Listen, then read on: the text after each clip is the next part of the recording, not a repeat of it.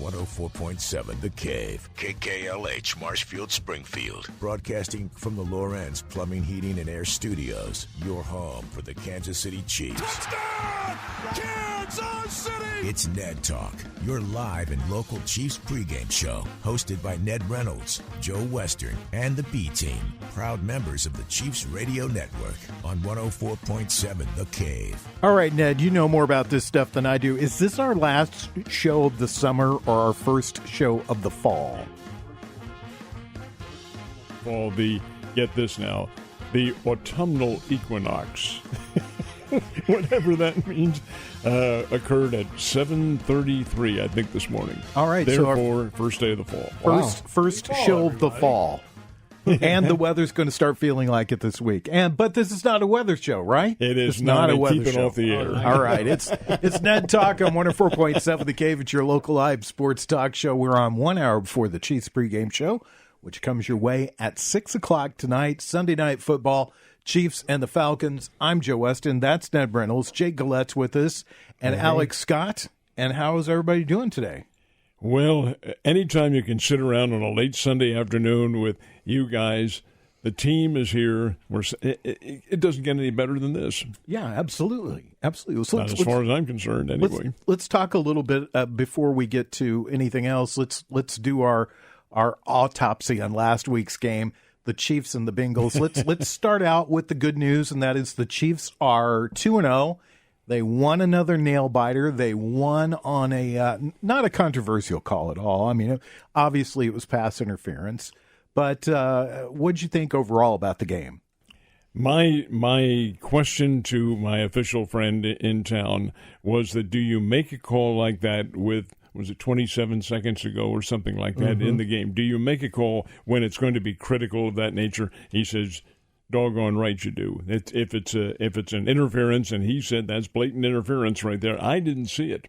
I saw on the TV, well, I did see the replay, but on the TV the two guys went up, and that's not interference when you do that, because both the receiver and the defender have a right to the football. But before that, he got jolted in the back. Now, again, that's not blatant interference, but it is an interference call. Again, you run into, are you going to decide the game with a call like that? Of course, you're not deciding it because Butker has to kick a 51-yard field goal. Yeah. But he did. He accomplished that. So I thought the Chiefs were awfully lucky to get through that one, as they were the week before with the toes on the line. A little pedicure would have done wonders with that one. But be that as it may, I think the Chiefs have played very fortunate football up until now. Jake, you're our resident homer for this edition of Ned Talk. What did you think of the Chiefs last week? We were very fortunate for them to have 3 turnovers. Pat threw the ball terrible. I mean, it was not hit your typical Patrick Mahomes display of throwing the football around the football field. So, but it's at the end of the day, when you look at good teams and a dynasty team, they find ways to win these really close games. I was at the game, Ned, and the guy was 8 yards behind Rice, and you can't run up a tree to get a ball. It would have been, let's put it this way, if he doesn't get hit, he catches the ball. And so I hate winning like that, because you just knew for the next week you're going to see all these memes and all this stuff on every social media outlet that, the Bengals are just, it's all over the place. You can't get on Facebook without seeing something. I was going to say something to you about that, because my favorite one was a picture of Patrick Mahomes kissing an official. And it was photoshopped, and it was done really well. I just thought. But, that's part and parcel with being the best team in the NFL, because I remember the year that the Chiefs lost to the Patriots, there was all this controversy where everybody read the referee's lips when he turned to Tom Brady, and everybody said you can see it clearly. He says to Tom Brady, "Don't worry, Tom, we'll take care of you." This is part and parcel with being the best team in the NFL. If calls go your way, everybody says you got the officials in your back pocket. Yeah, and I wish we would. Excuse me. I remember when Patrick Mahomes was playing in that match. It's a golf thing at night, and he was talking to one of the commentators. He goes, I make good football. I make good TV. I don't blow teams out. I think as fans, we wish that they would stop in the mud hole in somebody like Joe Burrow and the Bengals. Just show them who they are. But that's not what it's been. If you're a betting man, you don't ever bet on the Chiefs because they never cover the line. And so, but that is a true rivalry. I think the Buffalo Bills and him, it's more of a Josh Allen versus. But man, the Bengals hate the Chiefs. They do. And that makes for good TV, that kind of game that early in the season. So I was glad we won. Alec, I know you watched your Steelers while watching the Chiefs on the laptop. Any thoughts on your part about that? One was that I watched one of the most heinous games of football I'd ever watched last week in that Steelers-Broncos game. There was probably 20 flags. There was less than 20 points. It was a Steelers win, so would take it. But as I was watching the Chiefs on the laptop, I was like, glad America gets that one because only people like me are watching this one. But, it comes down to the team that played better did win the game, and we are real quick to anoint quarterbacks for every team, but it shows it's a team sport because this is 2 weeks in a row that Mahomes has not played the best quarterback from their opponents, but they've won the game because the roster has played better, because the roster has picked up the slack. When they need Mahomes to make plays, he still tends to do it, and he will, and you would rather have him than anybody else. But he was not the reason they won that game against Cincinnati. No. It was because the defense made a timely turnover. It was because they ran the ball with relative success, and, it's team game, and you have a kicker that you can set up and make that play. It's always going to be something when the refs ultimately decide it. I don't believe the refs made a wrong call. I feel precedent tells me in a lot of jump ball situations not Hail Marys, but you get it, that flag stays in the pocket. I was surprised to see the flag, but I don't think it was a bad call. So and then ultimately the Chiefs do what good teams do is when they get a quote-unquote break, they make you pay for it. Yeah. And they ultimately had to finish the game after they got the call, and they did. Now, they've been on the receiving end of bad calls. They've been even bad calls, but, ticky-tack ones. You get the Kadarius Toney offsides last year. They probably go to another Super Bowl within the last 5 years if D Ford doesn't line up offsides. Mm-hmm. So they've been on the bad end, but when you are the team at the top, and they are the most hated team in the NFL because everyone wants to see the people that keep winning go down, it's always going to be something. But I don't think the refs decided that game. I think the Chiefs played well enough to win. The Bengals did too, but the Chiefs came up 1 point ahead. When you watch that in full speed, I thought the same thing you did, Ned. I didn't see anything. But then when they played it back, he was clearly there early and really affected Rice's ability to catch the football. So, it was a good call. And I'm not saying that as a homer. I'm just saying when I looked at it, he made the right call. Apparently that is the judgment that's used by the officials. Did the play affect did the penalty, I should say, affect the play? Did it affect it one way or the other? And that's when you make your ultimate decision, if it had any effect on the play, which it did, because apparently in the official's mind, the jostling or hitting him, the receiver, Rashee Rice, in the back caused him to maybe be off balance and the pass to fly by and so forth and so on. So from that standpoint, yes, I guess it's a correct call. But And you're all right, too. It didn't decide the game, but it gave the Chiefs the opportunity to decide the game, and that therein lies the complaints that would be coming up from those who lost, the Cincinnati people and as those around the NFL. Alec, do you really think that the targets – obviously the Chiefs are a target, yes, of all these teams, but do you think they're roundly despised like a lot of fan base? I think so. It does not take long to go from, look at this new team, that's exciting. They want to, I bet when New England won their first one, that was a franchise that wasn't lauded. That was like, look at this massive upset. That's cool. Then they win another.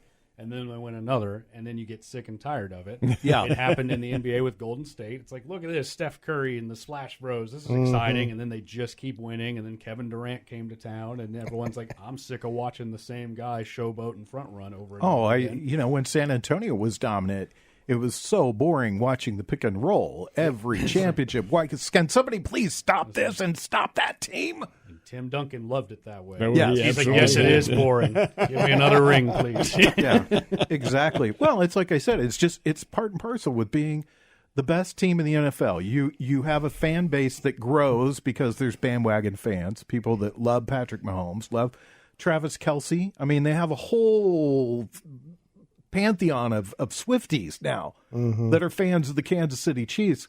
But you also take the bad, the people that despise Kansas City, want to see them lose, see them want to fail. So, I mean, that's just part of it. Tell you who loves them.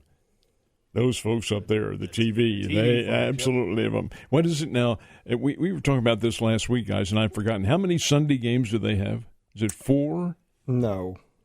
A little more than 4 Sunday games, but at noon games. Oh, I'm thinking noon. Yeah, it's the Sunday day games is what I'm talking about. They're noon games. They have a bunch at the end. They have 3, and then they have 3 in a row, and then the final game of the season against the Broncos is a to be determined. And then they have another Broncos game in November that is actually going to be a noon game. Yep. And then one against the Panthers that's a noon game. So they have 6 on the schedule, 5 or 6. They can check those opponents. Of 17. Now think about that now. There's where your TV influence comes in because you play every day of the week except Tuesday. There are no games on Tuesday. But every one. Monday, at Black Friday, they're playing in that game. Raiders. They're playing the Christmas Eve day game. Yep. I mean, that's how popular this is. I kind of like the Tiger Woods of the NFL. Anytime Tiger Woods is in a tournament, the golf tournament, I care how bad the guy is. No matter how bad he is. Yeah, no matter. It doesn't make He's any the difference. story. Yep. Yeah. Up go the ratings right there. It's They have amazing. They have 5 night games, too, by the way, including tonight, which is an unusual pick in my mind for there to be this game tonight because the Falcons,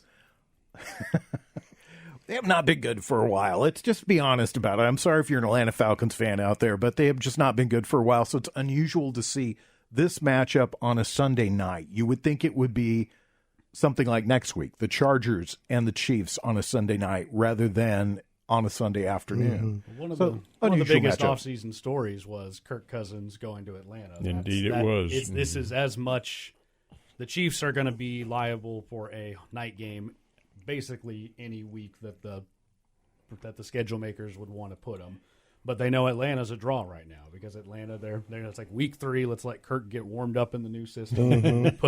Here's the big test: him at home against the reigning Super Bowl champion. So I think the atmosphere is going to be great in there. They're coming off a big comeback win against Philadelphia last week. Kirk looked better in week 2 than he did in week 1, probably because he wasn't playing Pittsburgh. And now he gets another huge test out the gate. So I think that's why it was this one they won. But I agree with you. Harbaugh versus the Chiefs first time would have been a draw too. Let's continue talking about last week's game. And I think if you were going to name it after a movie, you'd have to say the good, the bad, and the ugly. I mean, they got the win. That was good. The bad part, they lose Isaiah Pacheco. He is out now at least 6 to 8 weeks, it looks like, because of a broken femur, I believe it was. That's right. And so they have re-signed Kareem Hunt. What are your thoughts on that, Ned? Well, he hasn't played in quite a while. I hadn't played at all this year, obviously. I don't remember how many games he was with the Browns last year, but I do think he had a fairly full schedule. But there's a lot of rust on Kareem Hunt, no question about that. He won't play in this game tonight. He's out for that one. But they signed him to the taxi squad, which I think is more of a monetary circumstance as far as the Chiefs are concerned, as opposed to his ability. I think he suits up somewhere along the line and does play, depending on where the Chiefs are and what circumstance they are in. I do think he gets in and plays a little bit, but you do have Carson Steele in there who's going to carry a lot of the weight. You have to understand that running is not really the basic part of the Chiefs' attack. Sure, they would like it to be, but it isn't. Patrick Mahomes is a passer. Passing is the game. And does Kareem Hunt fall into that category? Probably not, because the receiving core knows the playbook a whole lot better than he does, even though he was with the Chiefs for a while. That was also 5 years ago. Yeah, and I think, too, this year, people's like, what's wrong? Why is Travis not getting the ball? And I think they've been focusing on the run a lot this year specifically. Don't you suppose, Jake, that the Chiefs and Kelce both understand he is a step slower? Oh, for sure. Was he 34? 34 years old, and he's taken some hits. And I think he's there for publicity purposes as well as being he can be a detraction. Right. Or a distraction, I guess, to the other team because, there's Travis Kelce. We better watch him. He's not going to be the game breaker that he had been. No. But, excuse me, guys, P. Ryan's going to be, the feature back. I know that with Steele, everybody loves the story. Yeah, he did have a fumble last week, and you could just tell it just killed him. It just killed him. But you know what? He came right back out, just like Andy Reid, hands the ball right back to him. That's the special thing about him. And with Andy Reid, too, if you think about his tenure in the NFL, bringing players back after they've had a really low in their life. Michael Vick coming back at the Eagles after his whole dog, the whole thing with the dogs. And now with Kareem Hunt, everybody's like, I can't believe they're... And I'm like, man, forgive and forget. Like, people deserve a second chance. And Andy Reid is that guy for sure to kind of rein him in and give him a second chance. So I agree with you. I don't think you'll see too much of him. I think with Steele and P. Ryan and with Mahomes, of course, you got Mahomes doing his thing. So I think tonight's going to be a pretty fun game for them tonight. I'm glad you mentioned P. Ryan, too. Joe and I were talking about him earlier before you guys came in. Wonder how many folks realize the national record that he held in college at one time. He is the all-time rushing leader at Oklahoma, all-time for nationally, this is. It occurred when he was with the Sooners 10 years ago. He ran for 427 yards in one game, and that is the all-time record. Now, the team they were playing, Kansas, and may not have shown up. It's back in the bad days. This was in their bad years. Yes, for sure. Which ones for their football team? I agree with P. Ryan, and ultimately, Isaiah Pacheco was the best running back on the roster in basically every facet. He could do a little bit of everything, a little better than the rest of the guys. So if you look at, who's going to replace Pacheco, it's not going to be a one-man job. Carson Steele might be the hammer on the goal line. P. Ryan's well-rounded, but before he came to Kansas City and Cincinnati, he was their pass-catching back. He was. Great hands. And great I would expect that, shades of Jerick McKinnon, you're going to see some of that out of Samaje P. Ryan. Agreed. So they're going to have him in there. And when I would imagine it's a win, Kareem Hunt ultimately does get elevated from the practice squad to the active roster. He will have a role, but none of them are going to have the role that Pacheco had. This is not a one-to-one because none of them are what Isaiah Pacheco is. Well, I talked about it earlier. If you were going to name this last Chiefs victory after a film, The Good, the Bad, and the Ugly, we've covered the good and the bad. When we come back, we'll talk about the ugly on Ned Talk. You're listening to Ned Talk on 104.7 The Cave, a proud member of the Chiefs Radio Network.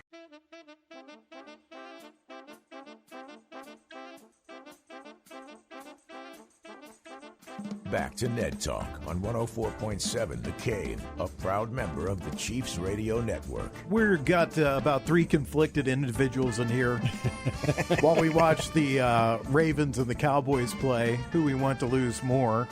So far, that hasn't been decided, but the Ravens are beating up on the Cowboys right now, 28-6. I mentioned earlier, good, bad, and ugly. We've covered the good and the bad, and let's get to the ugly. They have benched their left tackle already this season. The rookie Kingsley, he is not going to start today, and he was pretty much chewed up and spit out by the Bengals. You knew fully well when in the pregame report the media had picked that out. They said they're going to concentrate on Kingsley because he is a rookie. He really hasn't learned all the subtleties of what you utilize on the offensive line. And then it's a very difficult position to play, guys, because you have a playbook that you have to master. It isn't just getting up and blocking a person. You've got to do it in a skilled way, and your footwork has to be really good. Well, Kingsley is still in the learning process of that.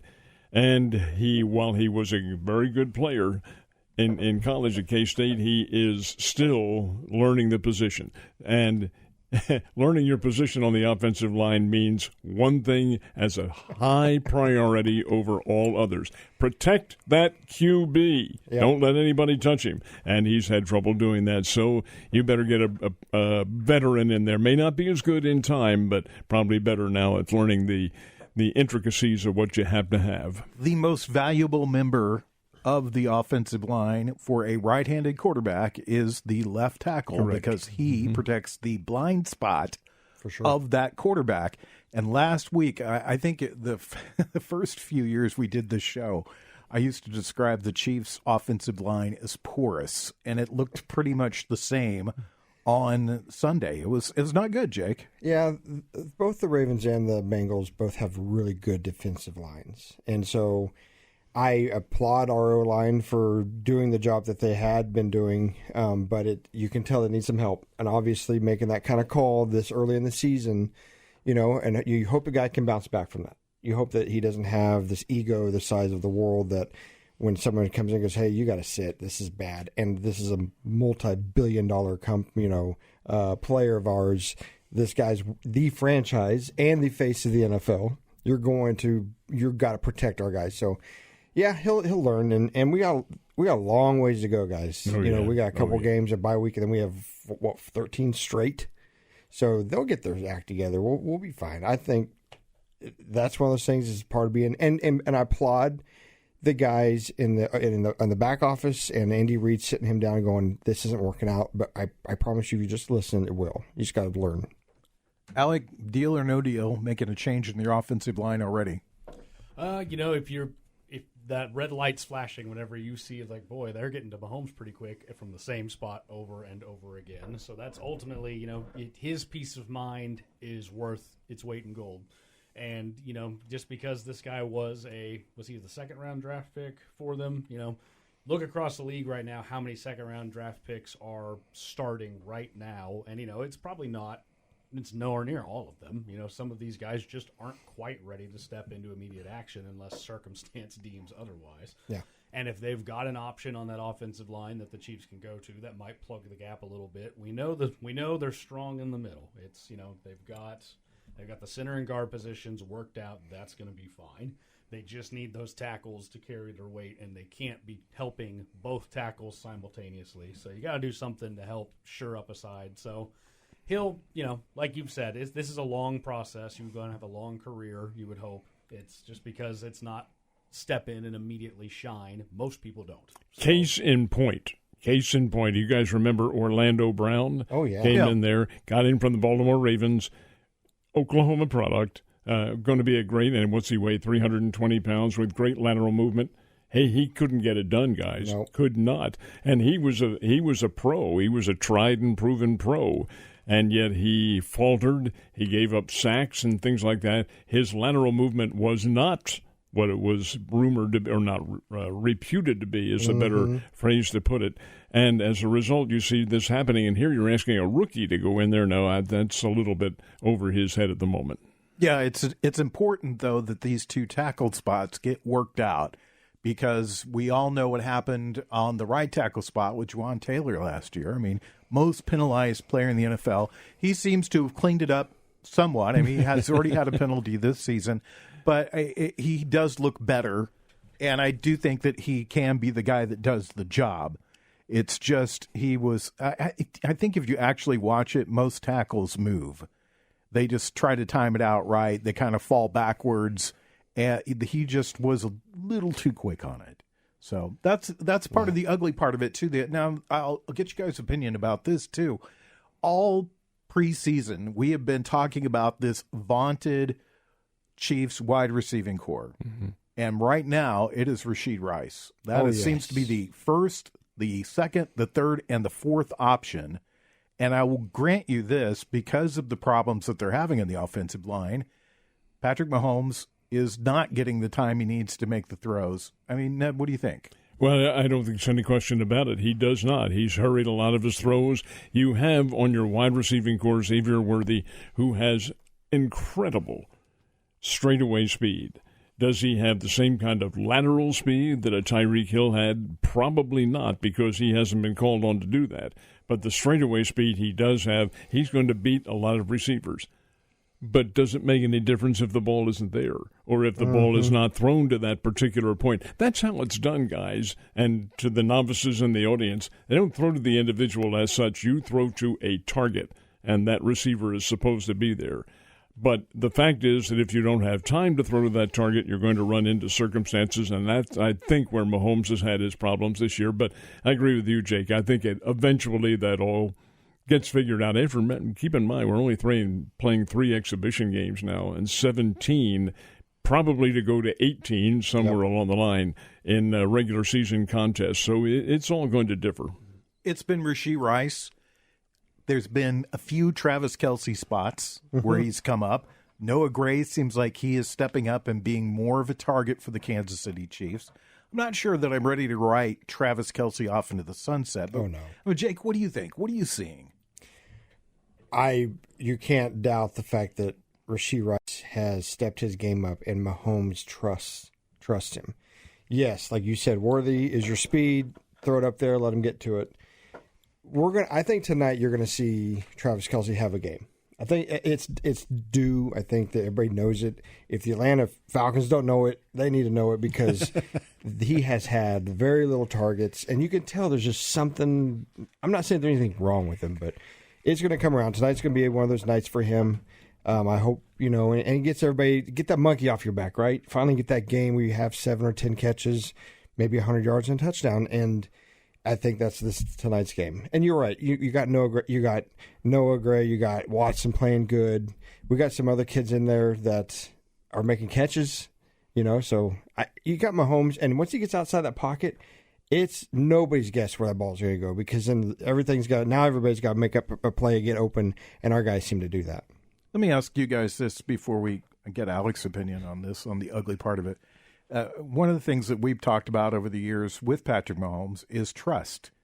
And it seems to me right now that he doesn't have a lot of trust outside of Rashee Rice and Travis Kelce. What do you think? I think it's too early to make a judgment on that because you're still playing only your 3rd and 4th and 5th, right up until maybe the 8-game mark.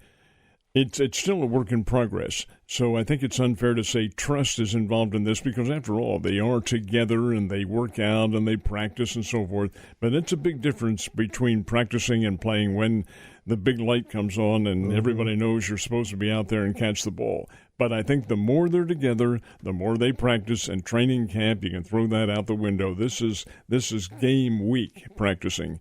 The more they do of that, I think by certainly the 8-game mark, I think you'll find that they're much more together, providing no great injuries have taken place. Yeah, I agree with you. It seems like the Chiefs do this every year. The first 5 games, they're still trying to figure it out. You're hearing Mahomes sounds like a broken record. We're still trying to figure things out. It's going to come together.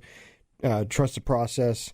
But it is, look at after last year's debacle you want to talk about a quarterback that had to trust. You got to wipe that slate clean after every game when you have that many drop passes. Just like last week, he had 3 interceptions. One got called back, but you got to just wipe that slate clean and know you guys are going to be right there with it. That's why we practice. That's why we get together and watch film and get. So he does have that trust, Joe. It's just one of those deals where if he just has the time, like we've already talked about the O-line, just not giving him enough time, those players know what to do. And he does trust them for sure. Poor Alec, he's just sitting here looking around. Just when do I get to talk? When do I get to talk about? It's nobody going to talk to me. 28-6, by the way. Nobody going to talk to me about. You know what he's doing, Nobody Joe? going to talk to me about football. Joe, he's listening to the voice of wisdom, right? Oh man! Well, I like it. Let me ask you this, Alec. When you look around at the NFL this year, there's 2 teams that are 3-0. One is your Steelers. The other is the Vikings. Chance for the Chiefs and the Bills to go 3-0. Usually at this point in the season, there's a healthy number of 3-0s, but there's a lot of 2-1s and 1-2s mixed in. So a lot of parity this year. Is it too early to push the panic button, you think? 0-3, it's not too early to push a panic button. If you're one of those teams that goes to 0-3, especially if you have to look around at what the rest of your division is doing, that could be a significant problem.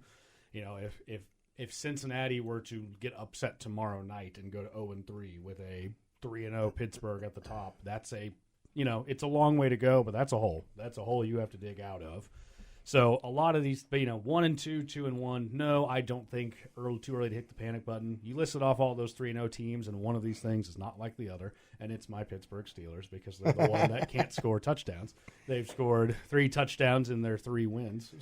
But it is winning football against the caliber they've played. But, yeah, like you said, parity, which is good for the league. They want these games to be competitive. Ultimately, a lot of these games have been. There's been a lot of close matchups. Both Chiefs games have been very close. A lot of the primetime games up to this point have been, other than this New England versus New York game on Thursday, Right. have been close games. And, we all win. I would love to watch my team win a blowout, but any other game, make it competitive. It's more fun that way. So that's exactly what the NFL wants to see. We're 25 minutes away from the start of the Chiefs pregame show. Until then, you got us, the B team, Ned Talk on 104.7, The Cave.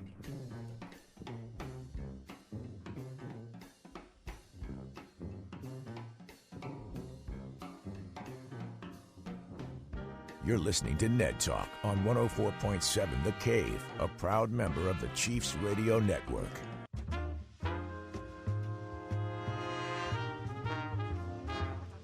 Back to Ned Talk on 104.7 The Cave, a proud member of the Chiefs Radio Network. Just 21 minutes away from the Chiefs pregame show. Art Hange, Mitch Holtis, Danon Hughes, and the whole crew. They'll be there to take you into the Chiefs and the Atlanta Falcons tonight. Kickoff for that game, 7:25. I think that's the weird time that they kick off at for night games. Ned, you want to tell us about, we had another passing today. Yeah, this is really very nostalgic because us old-timers really do remember the only NFL team to go undefeated in the modern era, and that's the Miami Dolphins back in 71, 72, in that vicinity. They have lost Mercury Morris. He passed away today at the age of 77. When you guys wouldn't remember this, but in college, when Dwayne Thomas and Mercury Morris both teamed up at West Texas A&M, is what it was called now, and they were a Division I program. They were really, really a good football team. Not great because they were kind of isolated down in Canyon, Texas. But the fact is that they really had two remarkable players. And here's Dwayne Thomas, who also passed away, about 3-4 weeks ago, somewhere around there. And now Mercury Morris is leaving us at the age of 77, and Thomas was as well. And that leaves a great void in the historical circumstances of the NFL. Thomas with the Cowboys, of course, and Morris with the Miami Dolphins, the only team to go undefeated. A very sad note, but it did happen today, and it also serves as a reminder of how old we are now. Yeah, exactly right.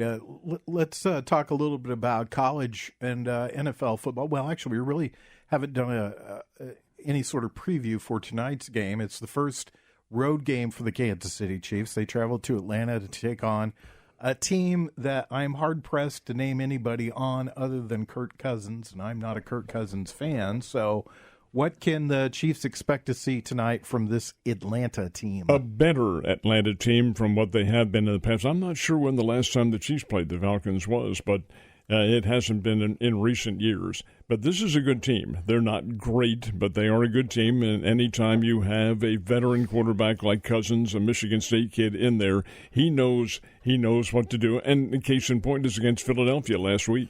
Here they get the ball with how much time? Anyway, whatever the time remaining was it 1 minute or something like that? And they go 60 yards and score a winning touchdown and pull one out of the fire. Hey, that's the kind of on a foreign field they played in Philadelphia.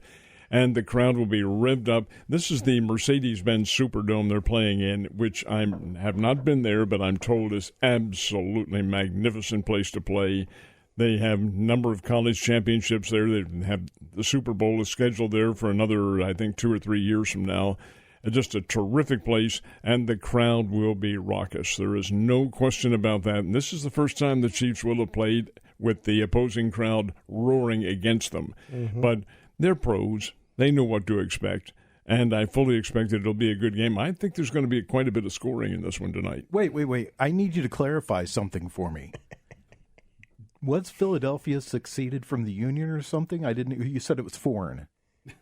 Foreign field. Well, it was Citizens Bank. No, it was Lincoln Financial Field in Philadelphia. And yes, we should secede from the Union. It's no longer part of the U.S. Okay, I just wanted some clarification on that. What do you think, Jake? What are we going to see tonight? We're going to see our boys white on white. It's going to be beautiful. They're in a dome, so it's already kind of dark in there, So I love it. I think tonight it's going to be one of those games where I think we're going to get kind of rocky at first and just kind of get settled in because it's going to be electric, like you said. I can see those guys waving that big white flag like they always do, and Atlanta's one of their big primetime games like now. So I don't see our problem being with Atlanta at all. I think that we're going to come out, and I'm hoping it's not a nail-biter. Can we just get a solid win and be like, no, that's the Chiefs. That's the two-time, back-to-back Super Bowl winning Chiefs that we all love. And so I hope that's how it's going to go tonight. Back in the old days, when there was George Seifert in the NFL coaching and Bill Walsh, they used to script out about 30 plays to start the game. Everybody knew what those plays were.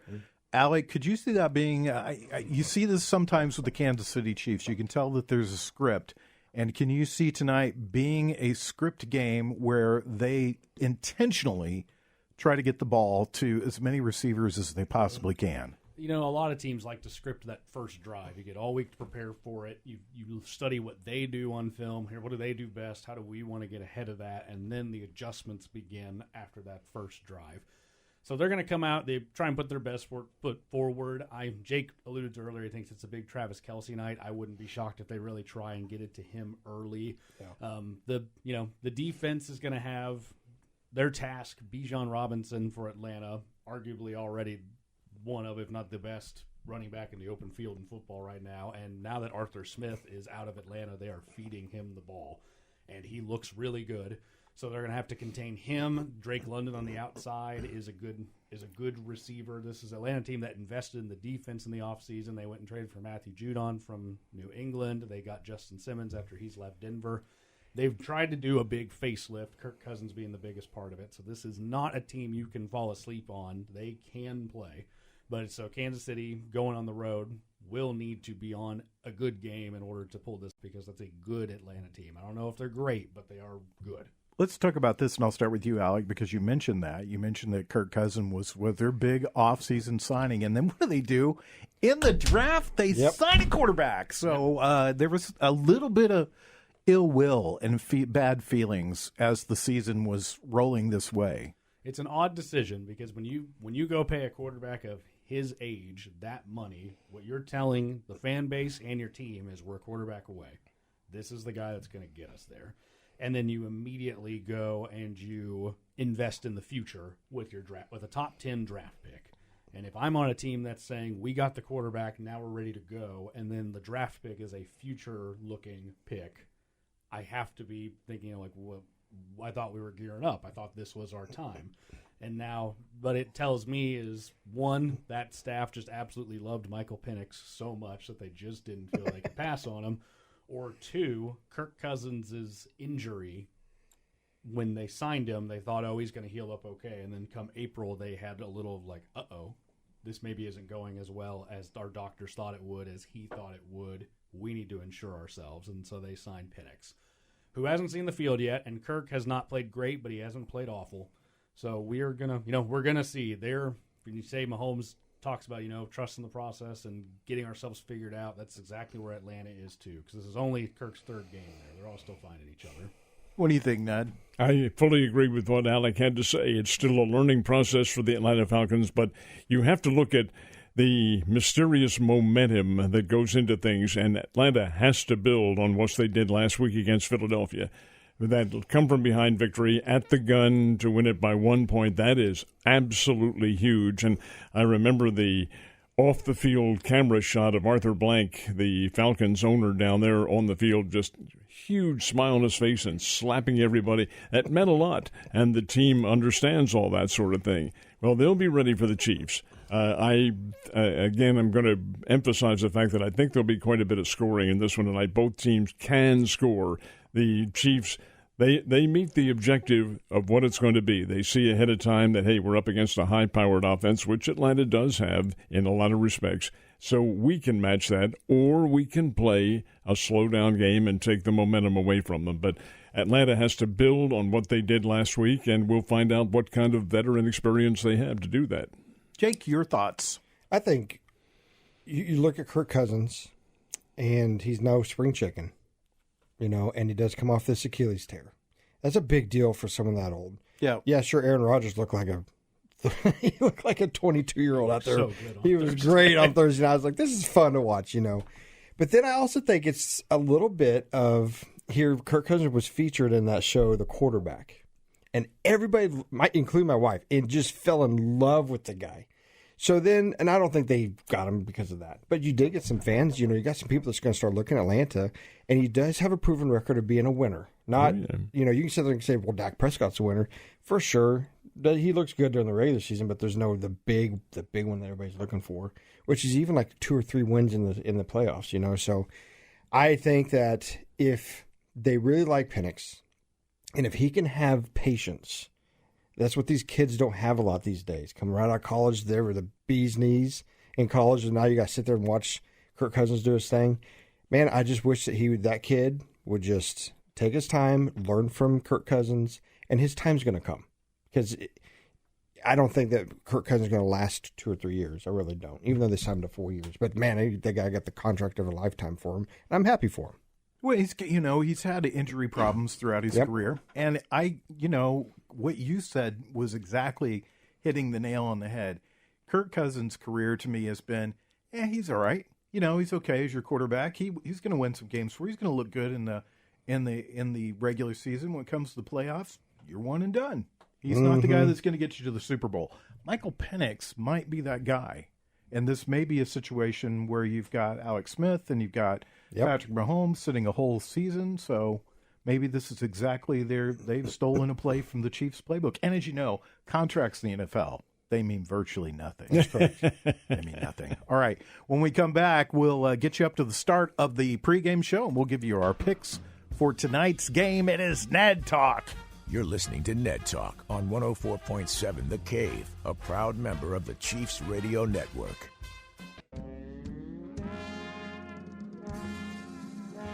Back to Ned Talk on 104.7 The Cave, a proud member of the Chiefs Radio Network.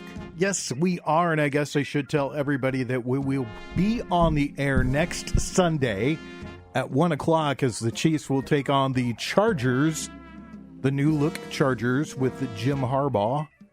And that game will be at 3:25. You can listen to it all right here on 104.7 The Cave.